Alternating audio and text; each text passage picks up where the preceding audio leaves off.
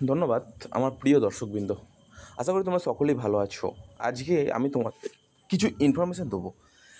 আজকে গেছিলাম আমি বিকাশ ভবন। তো বিকাশ ভবন থেকে আমাকে কী জানালো, বিকাশ ভবন থেকে কী বললো প্রত্যেকটা বিষয় নিয়ে, প্রত্যেকটা স্টুডেন্টদের যারা আমাকে অ্যাপ্লিকেশান আইডি দিয়েছিল তাদের অসংখ্য ধন্যবাদ। তোমাদের প্রবলেমের সলভ এবং সমাধান করলাম, এবং তোমরা যারা প্রবলেমে পড়ে আছো এছাড়া সবার সমস্যার সমাধান করলাম। দেখো, আমাকে যারা বিশ্বাস করো না, প্লিজ আমার ভিডিওটা দেখো না। কারণ দেখো, আমি কষ্ট করি সব ঠিক আছে, তুমি উল্টোপাল্টা কমেন্ট করো ঠিক আছে, কিন্তু বিশ্বাসটা হারিয়ে ফেললে খুব খারাপ লাগে।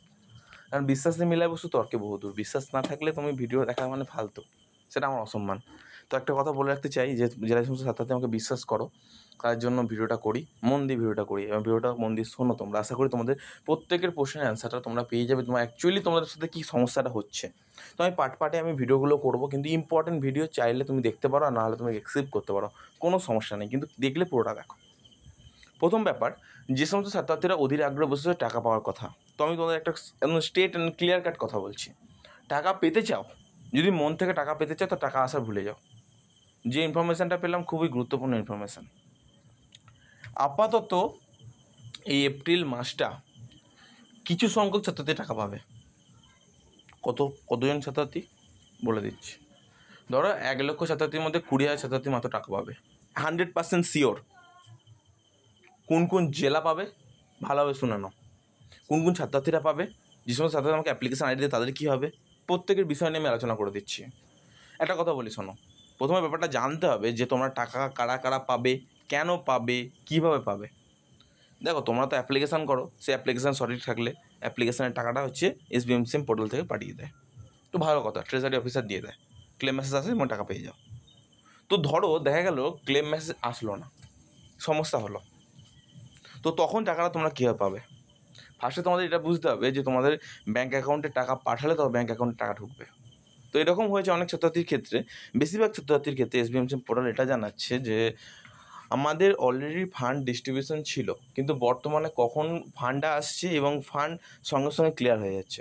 মানে অনেক ছাত্রছাত্রীকে প্রোভাইড করা হচ্ছে, কিন্তু প্রত্যেকটা ছাত্রছাত্রীর হয়ে উঠছে না।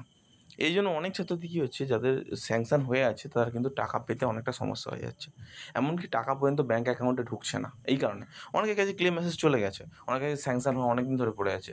প্রবলেমটা এটাই যে ফান্ড অ্যাভেলেবেল হওয়ার পর ফান্ড শেষ হয়ে যাচ্ছে, এটা মেন সমস্যা। এটাকে তোমাদের ভালো বুঝতে হবে।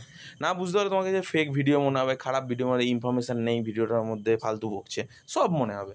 কিন্তু তুমি আমার জায়গায় এসে দাঁড় করাও তো, যে দুবার অলরেডি আমি বিকাশ ভবন চলে গেলাম তোমাদের জন্য, তারপর তোমরা এসে আমাকে বলছো এরকম ব্যাপারটা। যারা যারা আমার হোয়াটসঅ্যাপে আছো, যদি প্লিজ ভিডিওটা দেখে থাকো তো একটুখানি আমাদের বলো যে অ্যাকচুয়ালি আমি বিকাশ ভবন গেছিলাম কি যাইনি। তো একটা কথা তোমাদের বলি শোনো, তোমাদের একটা গুরুত্বপূর্ণ ইনফরমেশান দিয়ে রাখি। যে সমস্ত ছাত্রছাত্রী আমাকে অ্যাপ্লিকেশান আইডি পাঠিয়েছিলে তাদের বেশিরভাগই অ্যাপ্লিকেশান সব ঠিকঠাক আছে। তো এইটুকু সময়ের মধ্যে 2 থেকে 3 ঘন্টার মধ্যে তোমাদের গোটা অ্যাপ্লিকেশান চেক করে বাড়ি ফেরাটা আমার পক্ষে পসিবল হতো না। কারণ আমার এখান থেকে বাড়ি এদিক ওদিক করে যে 4 ঘন্টার রাস্তা, ঠিক আছে। আমার বাড়ি হুগলিতে, আমি এখান থেকে সেই তোমাদের ওখানে যেতে হচ্ছে, বুঝলে, কলকাতার ওইদিকে। সব কিছু ছাড়িয়ে ইকো পার্ক, নিকো পার্ক সব কিছু ছাড়িয়ে লাস্টে করুণাময়ী, প্রায় কল্যাণী অনেক কাছাকাছি। তাহলে ভেবে দেখো কতটা দূরে গিয়ে তোমাদের নিয়ে করছি, আর তোমরা আমার পাশে দাঁড়াচ্ছ না, এটা খারাপ লাগছে গো।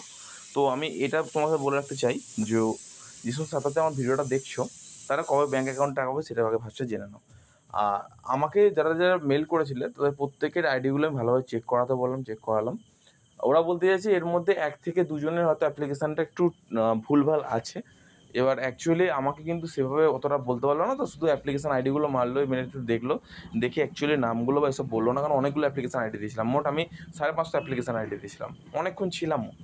তারা অনেক যত্ন সহকারে আমাকে দেখলো ব্যাপারটা, এবং ব্যাপারটা ভালো লাগলো যে এত যত্ন সহকারে দেখাটা মানে ওদের পক্ষে পসিবল ছিল না। তারপরেও রিকোয়েস্ট করলাম, যেহেতু ওখানে একটা দাদা আমার চেনা পরিচিত ছিল, তো সেই জন্য রিকোয়েস্ট করলাম এবং তারা রিকোয়েস্টটা রাখলো।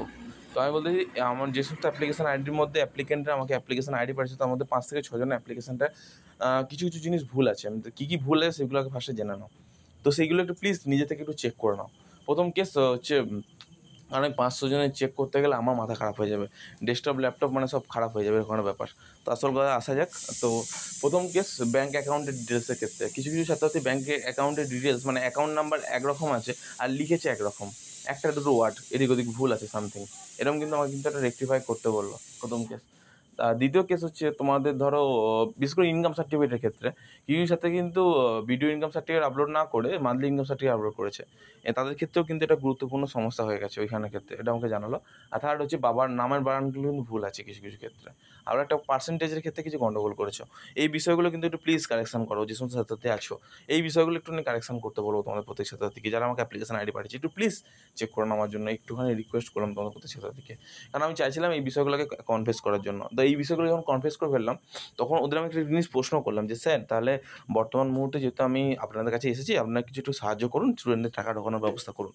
তো ওটা অ্যাসিওর করে আমাকে এই কথাটাই বললো, দেখো টাকা তো আমাদের হাতে নেই, টাকা আপনার হাতেও নেই, বাট আপনি স্টুডেন্টদের অ্যাসিওর করে রেখেছেন, এটা একটা গুরুত্বপূর্ণ বিষয়।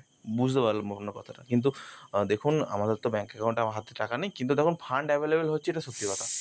ফান্ড অ্যাভেলেবেল হচ্ছে, টাকা যাচ্ছেও, বিভিন্ন প্রকল্পে ব্যবহার হচ্ছে, কিন্তু এবার বলুন তো কবে কোন স্টুডেন্ট টাকা পাবে সেটা একটু বোঝাটা মুশকিল আছে। বাট আপনি যে কথাগুলো বলেছেন সেই অনুযায়ী দেখুন টাকা পেয়ে যাওয়ার কথা, খারাপ না, ইনফরমেশান যেগুলো পেয়েছেন সেই ইনফরমেশানগুলো কারেক্ট এবং টাকা পেয়ে যাওয়ার কথা, কিন্তু পায়নি মানে তো নিশ্চয়ই কিছু একটা ব্যাপার আছে, তাই না?